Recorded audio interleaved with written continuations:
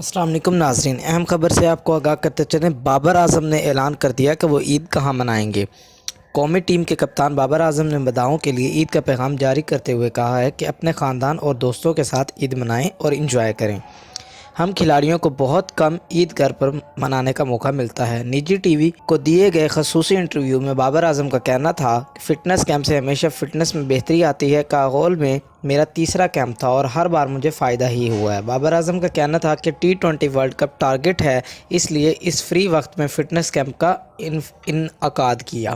Camp میں اچھا وقت گزارا، کھانا اور سحری ایک ساتھ کھانا کھاتے تھے۔